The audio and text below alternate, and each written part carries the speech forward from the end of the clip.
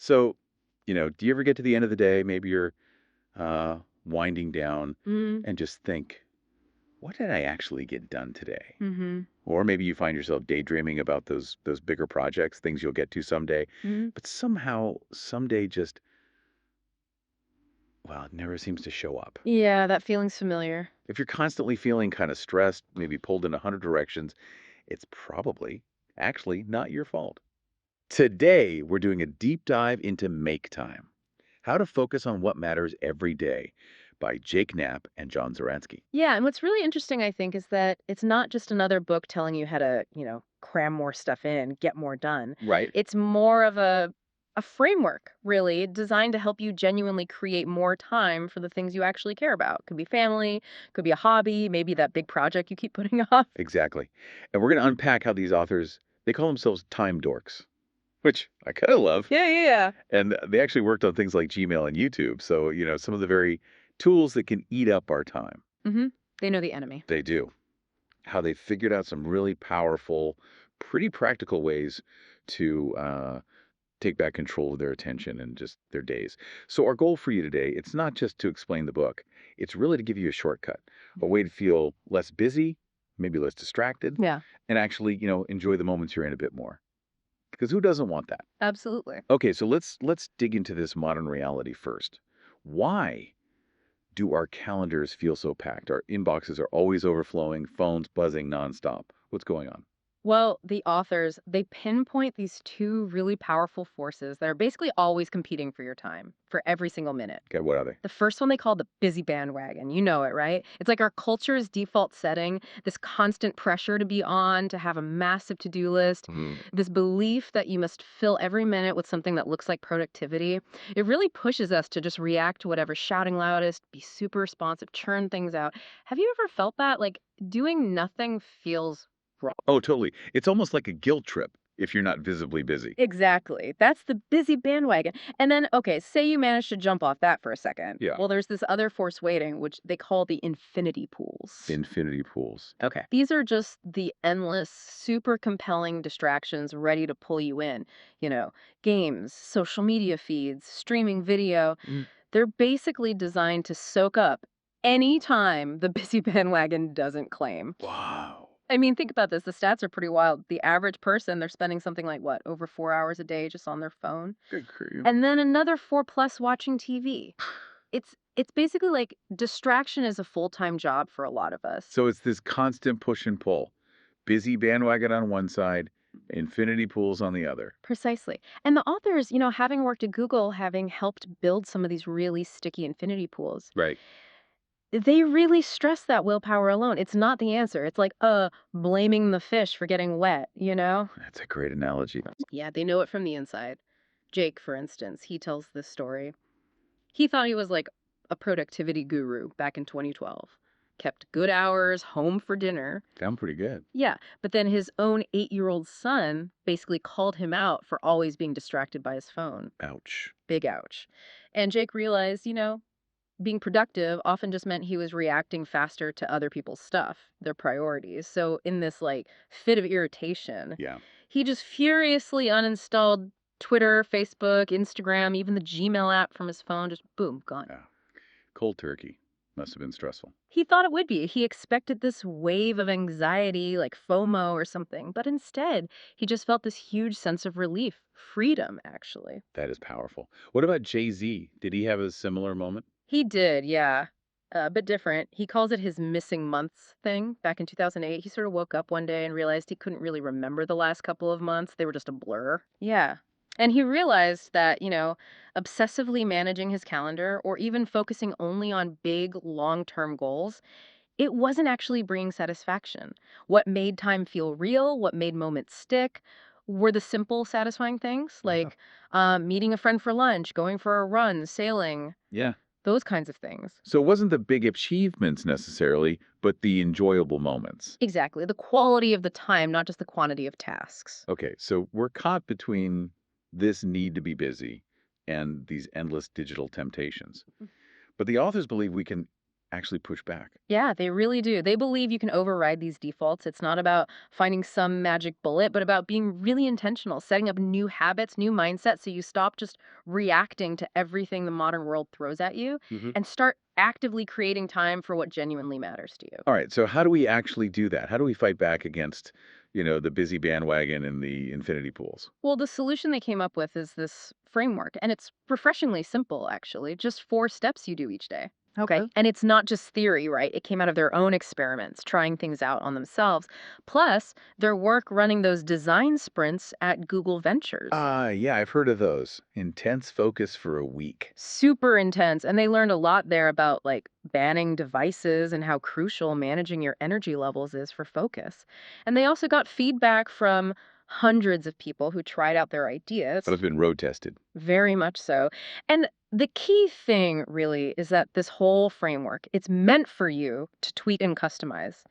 It's absolutely not about doing everything perfectly or trying all. I think there are like 87 tactics in the book or something. Huh, yeah, that sounds daunting. Right. No, it's about picking and choosing, testing things out, seeing what actually works for your habits, your brain, your energy levels.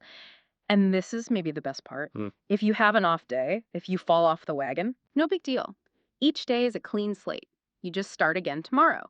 They even say they don't use all the tactics all the time. It's about finding a flexible set of habits that work for you, not aiming for some kind of rigid perfection. That's really encouraging. Okay, so what's the first step in this four-step framework? Step one, and it's really the foundation, is called highlight. Highlight. Well, Each day, you choose one single activity, your highlight.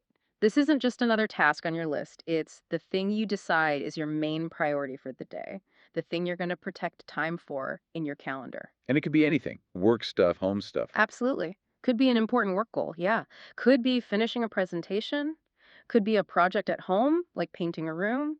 Or, and this is important, it could just be something you want to do, something that brings you joy, like reading a book or really playing with your kids without distractions. I like that. So it's not just about obligation. Not at all. And what's so effective about it is look, your highlight isn't the only thing you'll do all day, but it acts like your compass, your true north. It makes sure you actually spend some quality time on what you decided matters instead of just getting swept away by emails and meetings and other people's demands. Okay, that makes sense. But how do you actually choose? I mean, some days everything feels important. That's the tricky part for sure. They offer 3 main ways to think about choosing your highlight, 3 criteria. Okay, what are they? So, first is urgency. Pretty straightforward. What absolutely positively has to get done today. Think about like a time sensitive project, something important, probably medium sized, that you'll feel stressed about if you don't tackle it. Got it. Urgent tasks makes sense. Second criterion is satisfaction. So, looking at your options, what would bring you the biggest feeling of accomplishment or like creation if you did it today? This is really good for breaking that someday I'll cycle. Like writing that chapter or finishing a proposal you're actually excited about. Exactly. Something that leaves you feeling like, wow, I actually made something or finished something meaningful. Okay. Urgency, satisfaction. What was the third one? The third one is joy. Simple as that.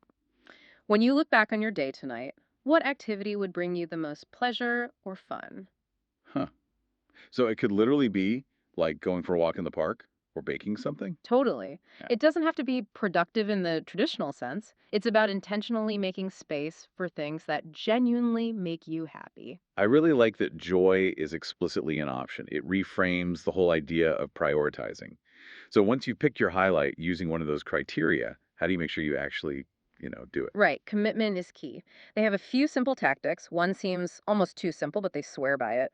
Just write it down. Like on paper? Yeah, physically write your highlight down, maybe Okay. on a sticky note you put on your computer or in a notebook.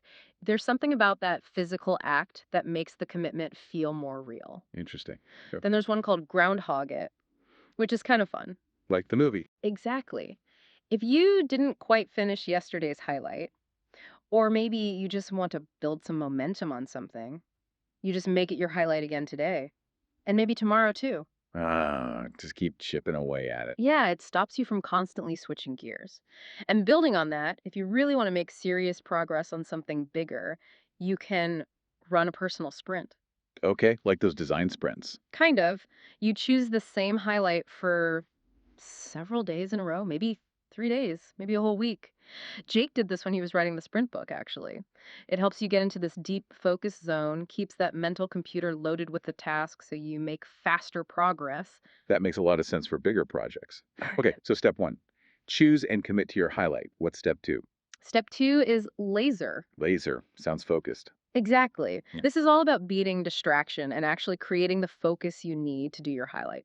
But let's be real, distraction is everywhere, isn't it? It's like that giant disco ball you mentioned, just constantly flashing for our attention. Totally. Especially with our phones and computers. hmm And the authors, having worked in tech, they have this deep understanding of why those infinity pools, the apps, the websites, the feeds are so damn hard to resist. It's not an accident. What's their take on why technology is so sticky? They break it down into basically four secret ingredients. First, honestly, it's the passion of the people building it. Tech workers often genuinely love what they do. They think it's into really compelling products. Okay, that makes sense. Second, it's sophisticated measurement and continuous improvement. These companies run thousands of tiny experiments constantly, tweaking things, optimizing, making the apps more engaging, more addictive over time. So they're always getting better at grabbing our attention. Always.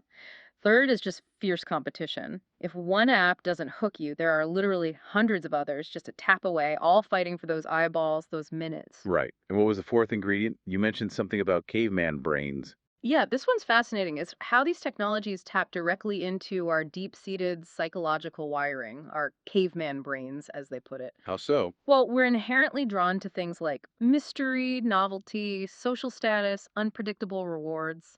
Think about the pull of checking notifications or seeing likes or the endless scroll hoping for something interesting. These apps deliver hits of dopamine by playing on those ancient drives. We're basically wired to be curious and social, and tech exploits that masterfully. So it's not just that we lack willpower. The game is kind of rigged against us from the start. That's exactly their point, which leads to the solution for laser mode. If technology is designed to distract, you can't just rely on willpower to fight it. So what do you do? You have to consciously create barriers to distraction.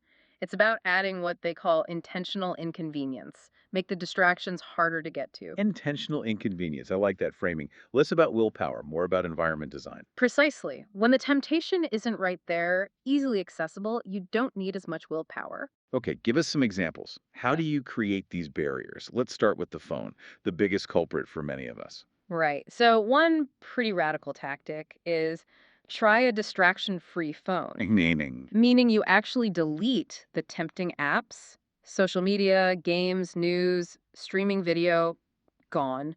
You keep only the useful tools maps, maybe music, camera, messaging apps you actually need. Whoa, that's intense. Does it work? They say readers have reported getting back like 1 or even 2 hours a day doing this. An hour or two. That's huge. It really is.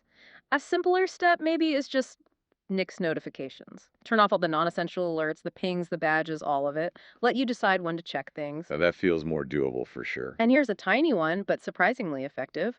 Wear a wristwatch. A wristwatch, like an actual watch. Yeah, because how often do you pull out your phone just to check the time? And then 10 minutes later, you're deep in emails or Instagram. Yeah, Okay. exactly. The watch short circuits that trigger. It's just the time, no rabbit hole. Smart. Hmm. Simple, but smart. Okay, so that's the phone. What about other infinity pools, like just getting lost on the internet? Yeah, for those, you need to stay out of infinity pools. And a key tactic here is block distraction kryptonite. Kryptonite. Yeah, like your personal weakness. Identify the websites or apps that suck you in the most, your personal time wasters, and then actively block them. Use blocking software, browser extensions, or just delete the app if you can. So you figure out your specific problem areas and put up a wall. Exactly. They share this story from a reader, Harriet, who realized Facebook was a serious addiction for her, making her feel bad. She quit it. How'd that go? She said she felt drastically happier, like she got her mind back. Interestingly, she said some shallow online friendships faded, but her real friendships actually got stronger because they shifted to actual calls and conversations. Wow, that's telling you. What about the news? That can be a huge time sink and anxiety source. Totally. Their advice is pretty blunt. Ignore the news, or at least change how you consume it instead of the constant daily fire hose of updates and anxiety. Try getting your news weekly. Maybe from a curated source like, say, The Economist or a Sunday paper. You stay informed on the important stuff, but without the constant reactivity and stress. Jay-Z tried this and found he was easily more than up to speed, just checking in once a week. Less noise, more signal. I like it. And here's a really clever physical barrier tactic, one of my favorites. Put a timer on the internet. You mean like set a timer on your phone? No, like a physical timer. You know those cheap mechanical timers people use for holiday lights? Oh, yeah. Plug your actual Wi-Fi router into one of those, set it to turn off your internet automatically at certain times, maybe late at night or during your planned highlight time. Ha! That's brilliant. Like actually pulling the plug. Exactly. Jake did this when he was writing. It completely killed the temptation to check email or, Seahawks news late at night. No willpower needed if the internet just isn't on. Genius. Okay, what about the bane of many existences? Email. Ah, the inbox. To slow your inbox, a big one is deal with email at the end of the day, or at least schedule email time. Don't let it be the first thing you do. Use your best high energy hours for your highlight, not for reacting to other people's agendas. That makes sense. Protect your peak time. Yeah. They also suggest a mindset shift. Pretend messages are letters. Treat email more like old-fashioned snail mail. Does it really require an instant response? Probably not. This reduces that frantic urge to reply immediately. Like lowering the perceived urgency. Exactly. And related to that, and this one feels radical but is backed by research, be slow to respond. Just deliberately resist the instant response insanity culture. Studies actually show people who check email less often are less stressed and, get this, often respond faster when they do check because they're batching it and are more focused. Less stressed and faster responses by being slower. Interesting paradox. Isn't it? It challenges that whole always on expectation. Okay, what about the big screen? TV and streaming. The ultimate infinity pool for chilling out, maybe too much. Yeah, for that they say make TV a sometimes treat, not the default activity. You can do this physically, like put your TV in the corner instead of pride of place, or even ditch your TV for a projector, which requires setup time, making it more intentional. Making it less automatic to just flop down and turn it on. Right. Or you can change your consumption habits. Go a la carte instead of all you can eat. Cancel the endless buffet of streaming subscriptions and maybe just rent or buy shows or movies individually. More friction, more intentionality. It's really think, do I want to watch this? Exactly. Jake tells the story about when his family moved to Switzerland for a year. They just didn't bring their TV. It was accidental, really. They ended up going 18 months without one. Wow, what happened? He was amazed at how much time it freed up. He wrote more, played with his kids more. It just wasn't the default way to spend downtime anymore. That really shows the power of removing the easy option. Okay, so berries are key. What about actually getting into that focused state for the highlight itself? Finding flow. Right, getting into the zone. Tactics here include simple things like shut the door or put on headphones. These aren't just physical barriers, they're signals to yourself and others that it's focus time, laser mode. Setting the state. Yeah. Another tactic is invent a deadline. Even an artificial one can create urgency and motivate you to start. Jay-Z did this to get back into running. He signed up for a 5K race, which forced him to train. Give yourself a target. Mm-hmm.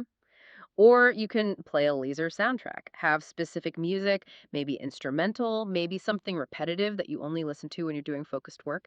It acts like a Pavlovian cue for your brain to switch into laser mode. Training your brain with sound.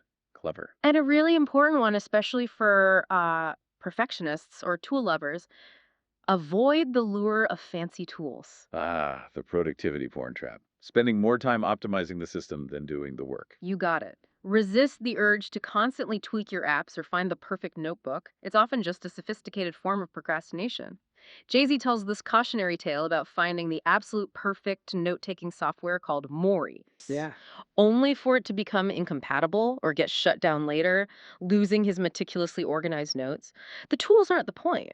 The work is. Been there. So true. And finally, sometimes you just have to embrace the struggle. Tactics like be stuck or go all in. Don't bail the moment things get difficult. Lean into the task, even if it feels frustrating. Often, some part of your brain is still working on the problem even when you feel stuck. It's about committing fully. Don't give up too easily. Yeah. Embrace the focus. Okay, that's laser mode. Highlight. Laser. Mm-hmm. So what's step 3? Yeah. So we've picked our focus with highlight. We've blocked distractions with laser. Yeah. But you need fuel for that focus, right? Uh-huh. Where does the energy come from? Exactly. Your brain runs on energy, and that energy comes from your body. Step 3 is energize. And the core idea here is really interesting, almost primal. They suggest you act like a caveman. Act like a caveman. What does that mean? Are we talking loincloths and Oh, hunting? haha. Not quite. It's more metaphorical. Their point is that our modern lifestyle, sedentary, indoors, processed food, weird sleep schedules, it's kind of an accident from an evolutionary perspective. Our bodies and brains evolved over millennia for a very different way of life. Hunter-gatherer style. Right. Lots of movement, natural foods, connection with nature, alignment with light cycles. And because our modern world is often so out of sync with that, there's actually a huge opportunity for improvement. Making small shifts back towards a more paleo lifestyle, so to speak, can have a massive impact on our energy levels. Okay, so it's about aligning more with our evolutionary design to boost energy. What are the key areas they focus on? They highlight six main principles for energy: movement, real food, optimizing caffeine, finding quiet, prioritizing personal connection, and of course, sleep. All right, let's take movement first. What's the advice there? We're not all training for marathons. Definitely not. The key tactic is exercise every day, but don't be a hero. Don't be a hero. Yeah, the goal isn't grueling workouts, it's consistency. Aim for about 20 minutes of moderate activity daily. The benefits for your brain, your mood, your health are huge even at that level. But, and this is crucial, give yourself partial credit. Partial credit. Yeah, if you only manage 10 minutes, great, that still counts. It's much better than zero. Jake found that intense basketball games often left him exhausted or injured, whereas lighter stuff, like just pushing his kid's stroller vigorously, actually gave him more energy. I love that. Lowering the bar makes it so much more achievable day to day. Totally. Another big one is just pound the pavement. Mhm. Walking. They call it a wonder drug. Just walking. Just walking. It gives you energy, clears your head, provides space for thinking. Jay-Z found that even though walking to work took longer than driving, the mental boost made him feel like he actually had more time and energy throughout the day. Interesting trade off. Time for Yeah. energy. hmm And if you're genuinely slammed for time, they recommend you squeeze in a super short workout. Think high intensity interval training, HIIT, like the famous 7-minute workout app, or Jay Z's own 3x3 routine using basic things like push ups, squats, maybe lunges with household objects. Big benefits in tiny time slots. So move your body consistently, even if it's just a bit. Okay, next principle real food. Yeah, this one's pretty straightforward, thankfully. They basically echo Michael Pollan's famous advice: eat food, not too much, mostly plants. So eat like a hunter gatherer again. Less processed stuff. Exactly, real ingredients. Here. Now, on when and how to eat, they actually explore two slightly different paths reflecting their own preferences. Jay-Z is a fan of stay hungry, using intermittent fasting, like skipping breakfast, which he finds gives him mental clarity. Right. Jake, on the other hand, prefers to snack like a toddler, Uh huh. meaning he prepares healthy, high-quality snacks and advanced nuts, fruit, yogurt to keep his energy stable and avoid getting hangry. The key for both is mindfulness about fuel quality. So experiment and see what works for your energy levels. Right. And one simple swap they recommend, especially if you crave sugar, is the go on the dark chocolate plan. The dark chocolate plan. I like the sound of that. Me too. Jake learned this after something he calls the Jolly Rancher incident. Oh dear. Yeah, apparently eating a bunch of Jolly Ranchers at work led to a massive energy crash and headache. So now, dark chocolate, like 70% cacao or higher, is his go to default treat. It satisfies the craving but provides more stable energy. Good tip. Okay, movement, food. What about caffeine? Most of us rely on it. To optimize caffeine, first you need to understand how it works. It doesn't actually give you energy. It works by blocking adenosine, the neurotransmitter that makes you feel sleepy. Ah, so it masks tiredness rather than creating energy. Kinda, yeah. Yeah. So, based on that, their first tip is wake up before you caffeinate. Don't reach for coffee immediately. Let your body's natural cortisol levels wake you up first, maybe for an hour or so. Then have your caffeine, say around 9:30 a.m. for a bigger impact when your natural alertness might start dipping. Interesting. Let the body do its thing first. Right. You can also use it strategically. Caffeinate before you crash. If you know you usually hit an afternoon slump around 2:3 p.m., Yeah. try having your coffee or tea around 2:0 p.m., about 30 minutes beforehand, to preemptively block that adenosine buildup. Ah, get ahead of the slump. Exactly. And the big one for sleep hygiene: learn your last call. Caffeine has a half life of about 5 to 6 hours, meaning half of it is still in your system that long after you drink it. So if you have coffee at 4 p.m., half of it is still active at 9 or 10 p.m., potentially messing with your sleep. Figure out your personal cutoff time. That 5 to 6 hour half life is really good to remember. Mm. Okay, beyond food and drink, what about our environment? You mentioned quiet. Yes, finding ways to go off the grid, even briefly. One tactic is get woodsy. Even just a short walk in a park or spending time near trees, what the Japanese call forest bathing, has measurable benefits. It lowers stress hormones, improves mood, and can actually boost cognitive performance, recharging what psychologists call your directed attention. Just being in nature helps our brain reset. It really does. And for a mental reset anywhere, they suggest you trick yourself into meditating. Cook yourself? Yeah, they frame it not as some complex spiritual practice, but just as a simple breather or an exercise for your brain.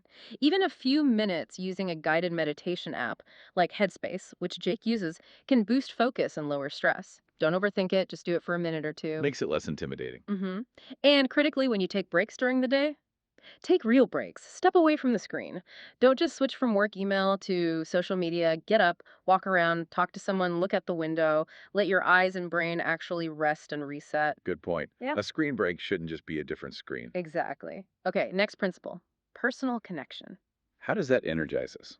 Well, interacting with the right people is incredibly energizing. The tactic is spend time with your tribe. Prioritize real face to face conversations or at least voice calls with people who genuinely lift you up, your energy givers. Jake actually keeps a list of these people. A list of energy givers. That's Yeah. smart. Yeah.